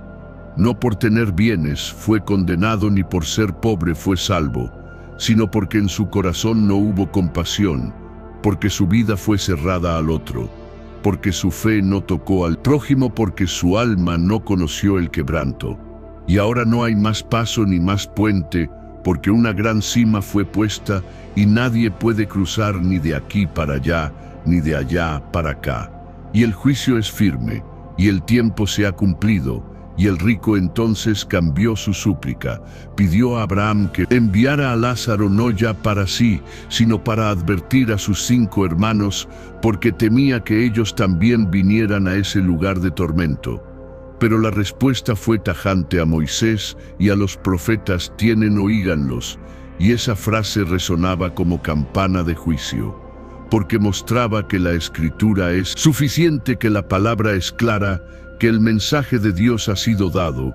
y que no se necesita una señal desde los muertos para que el alma se convierta, sino oídos que oigan, corazón que entienda, y obediencia que responda. Y aún así el rico insistía, diciendo que si uno resucitara, se arrepentirían. Y Abraham respondió: si no oyen a Moisés y a los profetas,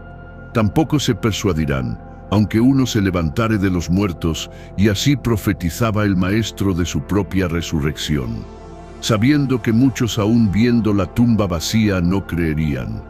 Y así mostraba que la incredulidad no es por falta de pruebas, sino por dureza del corazón. Y los que escuchaban esa historia veían con claridad que el reino de los cielos no es un juego ni una teoría, sino una realidad más sólida que la tierra y más eterna que los reinos de este mundo. Y que cada vida será juzgada, no por lo que tuvo, sino por lo que hizo con lo que tuvo, no por el nombre que llevó en la tierra, sino por si su nombre fue escrito en los cielos. Y comprendían que Dios no olvida al mendigo, que el mundo desprecia, que Dios ve al herido junto al portón, que Dios registra la lágrima, que nadie limpia, que Dios escucha el gemido que todos ignoran, y que Lázaro fue conocido, mientras el rico fue olvidado, porque el reino no se mide por los ojos del hombre, sino por los ojos del Altísimo. Y así los discípulos entendían que el amor al prójimo no es un añadido a la fe, es su esencia, que el desprecio al pobre es desprecio al Creador, que la ceguera hacia el otro revela una ceguera espiritual, y que el juicio vendrá y será justo y será definitivo y será eterno, y que hoy es el día para oír a Moisés y a los profetas. Hoy es el día para abrir la puerta al que está a la puerta. Hoy es el día para compartir la mesa. Hoy es el día para vaciar el corazón de orgullo y llenar la vida de compasión. Hoy es el día para reconocer que cada Lázaro a la puerta es Cristo mismo, esperando un gesto, esperando una mirada, esperando una migaja, que testifique que entendimos el reino, que vimos su rostro en el rostro del despreciado, que dimos no de sobra sino de nosotros mismos. Y el maestro calló y el cielo también. Y los que oían sabían que no había nada más que decir, solo responder, solo volver, solo abrir los ojos antes que sea tarde, porque el rico sin nombre ya no podía volver.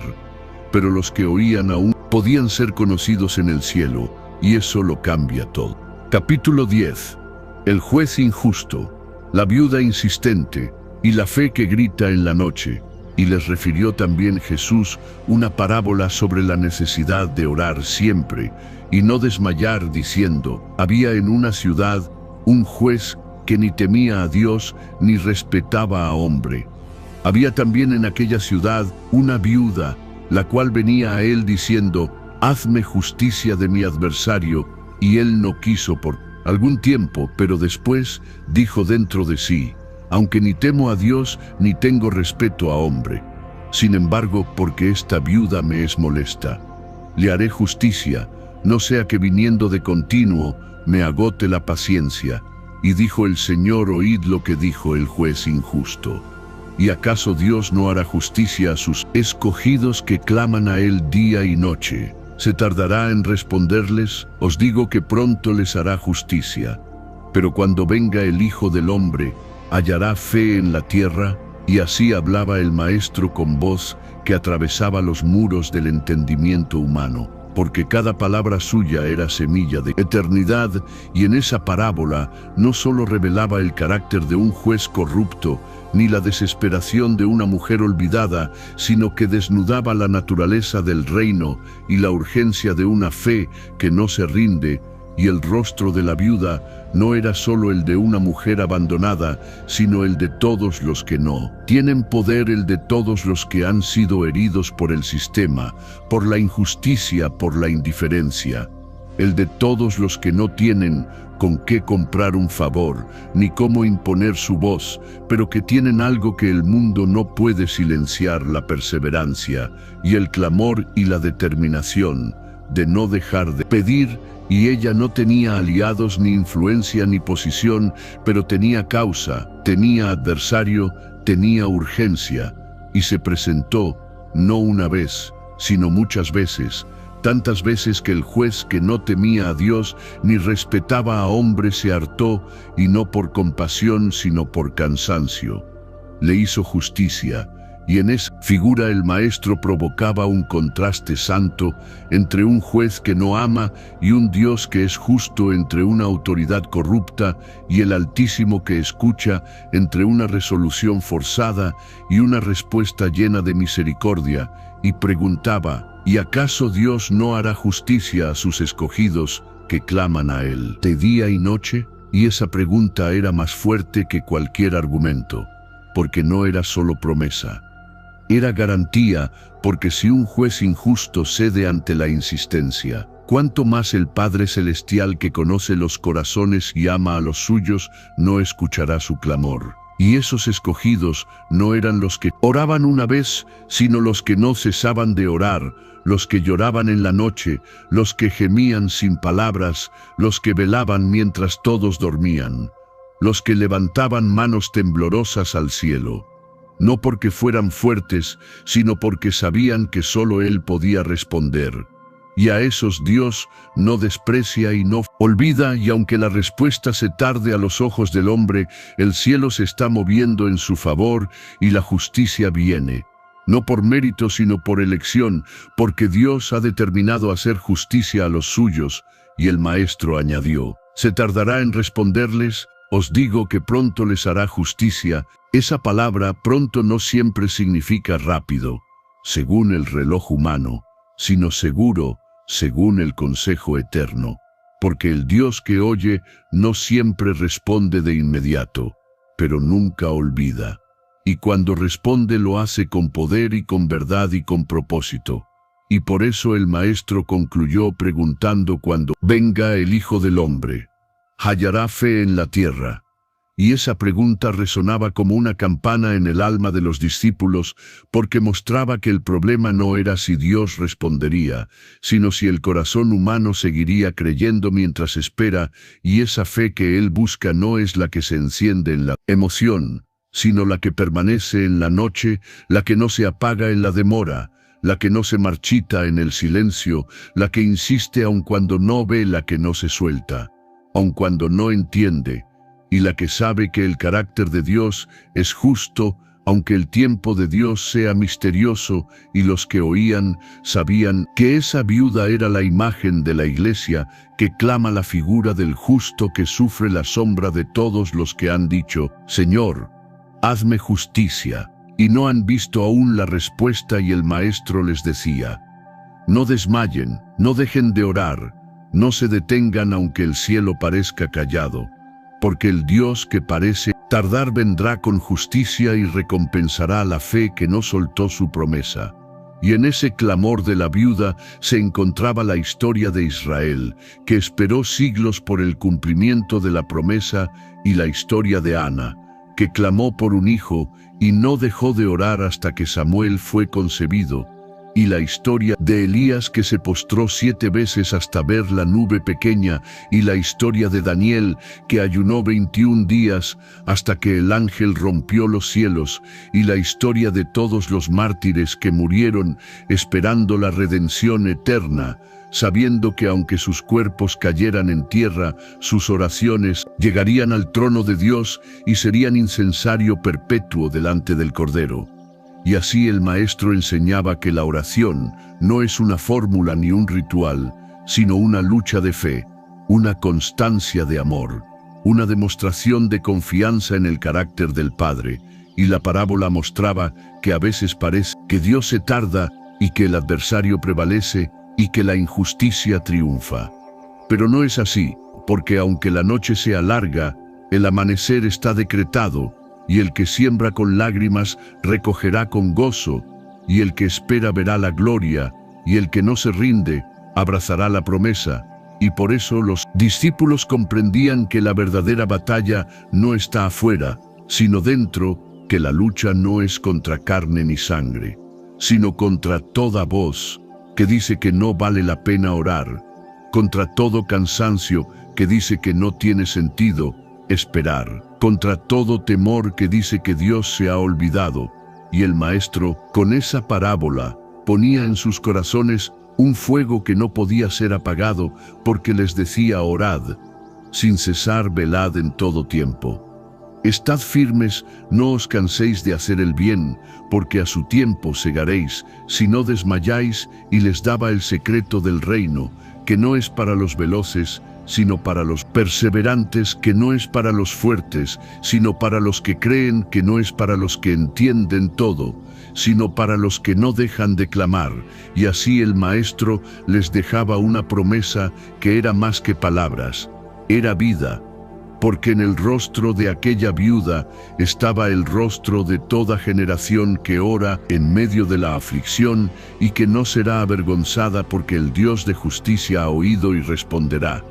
Y cuando venga el Hijo del Hombre, Él buscará no títulos, no logros, no apariencias, sino esa fe que no se rindió, esa lámpara, que no se apagó esa voz, que no dejó de suplicar esa alma, que no se entregó al desánimo, esa oración que no fue abandonada. Y dirá: bien, buen siervo y fiel, entra en el gozo de tu Señor, porque clamaste cuando todos callaban, porque esperaste cuando todos se fueron, porque creíste aunque no viste, porque confiaste aunque no entendiste. Y esa es la fe que salva, que persevera, que mueve montañas, que abre cielos, que honra a Dios y que Dios honra. Y esa es la fe que el Maestro sigue buscando aún hoy en cada rincón de la tierra. Capítulo 11. La red que atrapó a todos y el día en que serán separados. Asimismo, dijo el Maestro: el reino de los cielos es semejante a una red que, echada en el mar, recoge de toda clase de peces, y una vez llena la sacan a la orilla, y sentados recogen lo bueno en cestas y lo malo echan fuera. Así será al fin del siglo. Saldrán los ángeles y apartarán a los malos de entre los justos y los echarán en el horno de fuego. Allí será el lloro y el crujir de dientes. Y estas palabras pronunciadas por el Hijo del Hombre resonaban en el alma de sus discípulos como una campana solemne, porque no hablaban de una historia lejana ni de un símbolo suave, sino de un juicio que vendrá con certeza, de una separación definitiva, de una red invisible que avanza por la historia y por los corazones y recoge todo sin distinción, sin excepción, sin dejar rincón oculto. Y esa red no es de los hombres, es del reino, y por eso ningún pez escapa de ella, ni por tamaño, ni por velocidad, ni por profundidad. Porque cuando es lanzada se extiende con fuerza y recoge de toda clase, y esa imagen del mar representa el mundo inmenso y oscuro en el cual viven los hombres movidos por las corrientes del tiempo, nadando entre sombras, buscando alimento entre peligros y placeres, sin saber que la red del reino está en movimiento y un día atrapará a todos, no solo a los justos, sino también a los injustos, no solo a los piadosos, sino también a los indiferentes. y cuando sea llena y llegue el fin del siglo, entonces vendrán los ángeles, no los hombres, no los profetas, no los jueces humanos, sino los enviados celestiales que verán no la apariencia sino el corazón, no la posición sino la condición, no el nombre sino el fruto, y sentados a la orilla, símbolo del término, símbolo del umbral entre el tiempo y la eternidad, harán separación, tomarán lo bueno, lo verdadero, lo que es del reino, lo que ha sido regenerado, lo que ha creído, lo que ha sido fiel, y lo colocarán en cestas, símbolo de propósito, símbolo de preservación, símbolo de gloria, y lo malo, lo que fue fingido, lo que nunca cambió, lo que resistió al espíritu, lo que fue cizaña en forma de pez, será echado fuera, no al mar nuevamente, sino al horno de fuego, símbolo de juicio, símbolo de separación definitiva. Y allí será el lloro y el crujir de dientes, no por remordimiento humano, sino por separación eterna, no por pérdida terrenal, sino por alejamiento irreversible del rostro de Dios. Y los que escuchaban esta parábola sabían que no era una advertencia abstracta, sino una certeza divina, porque el reino avanza y recoge, y aunque muchos viven como si el juicio no viniera, y como si el día final fuera una amenaza lejana, el maestro hablaba con la urgencia del que conoce los tiempos y que ve el final del que ama tanto que avisa, y cada palabra suya era una red en sí misma, lanzada al corazón para atrapar a los que aún quieren escapar, a los que nadan lejos del llamado, a los que se mezclan con las multitudes, pero no han nacido de nuevo, y esa red de la parábola no distingue entre ricos y pobres, entre sabios e ignorantes, entre religiosos y ateos, sino que recoge de toda clase de peces, mostrando que la predicación del reino es amplia, es inclusiva, es global, pero también mostrando que la entrada al reino no es por ser atrapado, sino por ser aceptado como bueno, como verdadero, como transformado, porque muchos serán atrapados, pero no todos serán guardados, y eso revelaba el misterio que muchos ignoran, que estar dentro de la red no es lo mismo que estar dentro del reino, que ser atrapado por la palabra, no es lo mismo que ser cambiado por ella, que oír el mensaje, no es lo mismo que vivirlo, y por eso el maestro decía, el que tiene oídos para oír, oiga, y los discípulos sabían que esa red era la misma que los había alcanzado, y que no podían confiar solo en haber sido llamados, sino en vivir como elegidos, y sabían que el juicio no era una amenaza para infundir miedo, sino una realidad que exige preparación, y los profetas lo habían dicho, vendrá el Señor y no tardará, y su galardón con él para recompensar a cada uno según sus obras. Y también habían dicho que el día del Señor será grande y terrible, y ¿quién podrá soportarlo? Porque en ese día no habrá excusas, no habrá defensa, no habrá apelación, porque no habrá más tiempo. Y la red ya habrá sido recogida, y los peces ya habrán sido separados, y cada uno será puesto en su lugar, según lo que es, y no según lo que dijo ser. Y por eso el maestro enseñaba con claridad y con fuego, porque no quería que nadie se perdiera, y por eso les decía, velad,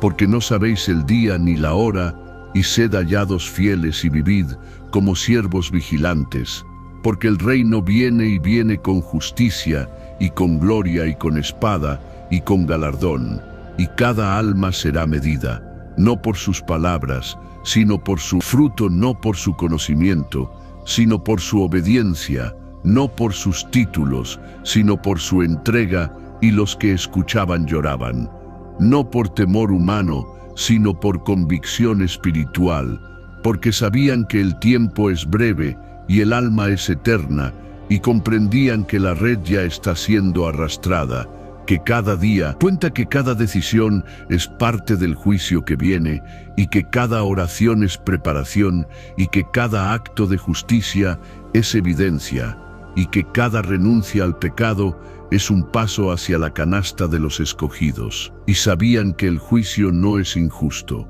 es perfecto que el horno de fuego no es metáfora, es verdad, y que el lloro y el crujir de dientes no es figura. Es consecuencia de haber despreciado el llamado del rey. Y así, la parábola se convertía en espejo, en espada, en invitación, porque el maestro no la dijo para condenar, sino para despertar, para sacudir,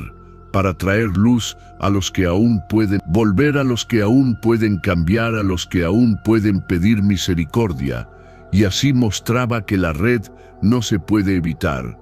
pero sí se puede decidir cómo ser hallado dentro de ella, si como pez bueno que será guardado, o como pez inútil que será echado fuera. Y esa decisión no se toma en el juicio, se toma, hoy se toma, ahora se toma en lo secreto, se toma con lágrimas, se toma con fe, y por eso el maestro decía: arrepentíos y creed en el Evangelio, porque el reino de los cielos se ha acercado. Y así terminaba esta parábola, sin adornos, sin dilaciones, sin explicaciones humanas, porque la palabra hablaba por sí sola, y su urgencia era eterna, y su llamado era claro, y su mensaje era vida para el que quiere vivir y juicio para el que quiere ignorar, porque el día viene y la red ya fue echada, y el reino ya está entre vosotros. Capítulo 12. El banquete fue preparado, pero los invitados no quisieron entrar. Y respondiendo Jesús, les volvió a hablar en parábolas, diciendo: el reino de los cielos es semejante a un rey que hizo fiesta de bodas a su hijo, y envió a sus siervos a llamar a los convidados a las bodas. Mas estos no quisieron venir. Volvió a enviar otros siervos diciendo: decid a los convidados: he aquí, he preparado mi comida, mis toros y animales engordados han sido muertos y todo está dispuesto. Venid a las bodas. Mas ellos, sin hacer caso, se fueron, uno a su labranza, otro a sus negocios, y otros, tomando a los siervos, los afrentaron y los mataron. Y al oírlo el rey se enojó, y enviando sus ejércitos destruyó a aquellos homicidas y quemó su ciudad. Entonces dijo a sus siervos: las bodas, a la verdad, están preparadas, mas los que fueron convidados no eran dignos. Id, pues, a las salidas de los caminos, y llamad a las bodas a cuantos halléis. Y saliendo los siervos por los caminos, juntaron a todos los que hallaron, malos y buenos, y las bodas fueron llenas de convidados. Y entró el rey para ver a los convidados, y vio allí a un hombre que no estaba vestido de boda, y le dijo: amigo, ¿cómo entraste aquí sin estar vestido de boda? Mas él enmudeció. Entonces el rey dijo a los que servían: atadle de pies y manos y echadle en las tinieblas de afuera. Allí será el lloro y el crujir de dientes, porque muchos son llamados y pocos escogidos. Y al decir estas palabras, el maestro no hablaba de una fiesta común, sino del misterio eterno del reino de los cielos, y de la honra infinita que el Padre otorga a su Hijo, preparando para él un banquete no con comidas perecederas, sino con gloria inmortal y comunión eterna. Y la imagen del Rey representa al mismo Dios, que ha preparado todas las cosas con amor, con detalle, con solemnidad, y los convidados iniciales son aquellos a quienes primeramente fue enviado el llamado, a aquellos que conocían las Escrituras, que tenían las promesas, que sabían del reino. Pero cuando llegó el momento no quisieron venir, y esa negativa no fue por ignorancia, sino por desprecio voluntario, porque el rey no les pidió esfuerzo, solo presencia, solo honor, solo respuesta, pero cada uno se fue a lo suyo, uno a su campo, símbolo de distracción, otro a su negocio, símbolo de codicia, y otros incluso tomaron a los mensajeros, símbolo de los profetas, símbolo de los apóstoles, símbolo de los que anuncian el reino, y los maltrataron y los mataron, como lo hicieron con los profetas desde Abel hasta Zacarías, como lo harían con Esteban, con Santiago, con Pablo. Y al ver esto el rey se enojó y envió juicio y quemó su ciudad, como se cumplió en la destrucción de Jerusalén, porque el rechazo al Hijo no es neutralidad, es rebelión, y la invitación del reino no es una opción social, es un llamado sagrado, y los que la rechazan, rechazan al que la envía. Y el rey dijo: las bodas están listas, pero los que fueron convidados no eran dignos, no por su condición, sino por su decisión, porque no hay indigno ante Dios por nacimiento, sino por rechazo voluntario. Y entonces el rey cambió la estrategia y envió a sus siervos a los caminos, a los rincones, a los márgenes, a las aldeas, a los pueblos, a los olvidados. Y les dijo: invitad a todos malos y buenos, porque el reino no es para los perfectos, sino para los que responden, no para los puros, sino para los que se acercan, no para los que guardan la ley, sino para los que aceptan la gracia. Y así la sala se llenó, y la mesa fue ocupada por quienes no habían sido los primeros invitados, pero que entraron con gozo y humildad. Y el banquete comenzó, y parecía que todo estaba completo. Pero el texto dice que cuando el rey entró a ver a los convidados, vio a uno que no estaba vestido de boda. Y la pregunta no fue por qué entraste, sino cómo entraste sin estar vestido, porque entrar en el reino no es solo aceptar la invitación, sino también revestirse del vestido provisto por el rey, que no es ropa externa, sino la justicia del Hijo, que no se compra, ni se improvisa, ni se hereda, sino que se recibe por fe y se viste con humildad. Y ese hombre estaba en la sala, estaba entre los demás, comía del banquete, pero no había cambiado. No se había vestido, no se había rendido, no se había transformado, y por eso enmudeció, porque en el día del juicio no hay argumento, no hay excusa, no hay autojustificación, solo queda el veredicto del rey. Y el rey dijo: atadle de pies y manos y echadle en las tinieblas de afuera, porque aunque estaba dentro, no era del reino. Aunque se sentó, pertenecía; aunque oyó, no obedeció. Y así el maestro cerró la parábola con una frase que abría el alma: porque muchos son llamados y pocos escogidos. No porque Dios sea injusto, sino porque no todos responden con corazón sincero. Y los que le escuchaban sabían que esta parábola no era solo una advertencia, sino un lamento, una revelación, una verdad viva, porque el banquete está preparado, el Hijo está honrado, la mesa está servida, la invitación ha sido enviada, y cada alma debe decidir si entrará, si responderá, si se rendirá, si se vestirá. Y muchos comenzaron a llorar, no por temor carnal, sino por la luz que mostraba la realidad de sus corazones, porque algunos habían oído el llamado, no habían respondido.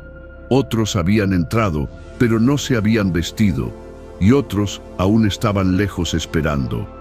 aún una segunda invitación, y el Espíritu les decía: hoy, si oís su voz, no endurezcáis vuestros corazones, porque el día es hoy, y el banquete es real, y la invitación es sincera, y la honra no es para el hombre, sino para el Hijo, y la única manera de estar dentro y permanecer dentro, recibiendo el vestido del Cordero, el ropaje de salvación, la vestidura blanca, cobertura del sacrificio eterno. Y así terminaba el maestro su parábola, con un silencio que decía más que 1000 palabras, y con una urgencia que ardía como fuego.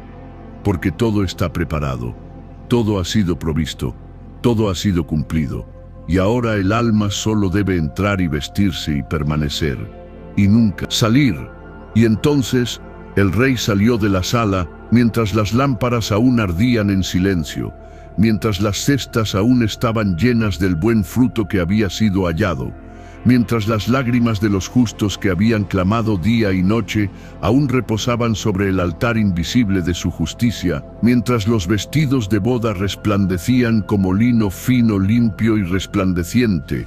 y las puertas del gran banquete se cerraban con un sonido que no era de juicio, sino de consumación eterna. Y así quedó el eco de su voz, resonando en los salones del reino. Muchos fueron llamados, pero pocos fueron escogidos, y ese eco aún recorre la historia, como una red invisible que se sigue arrastrando entre los días, atrapando a toda alma que respira, atrapando al sabio y al necio, al obediente y al indiferente,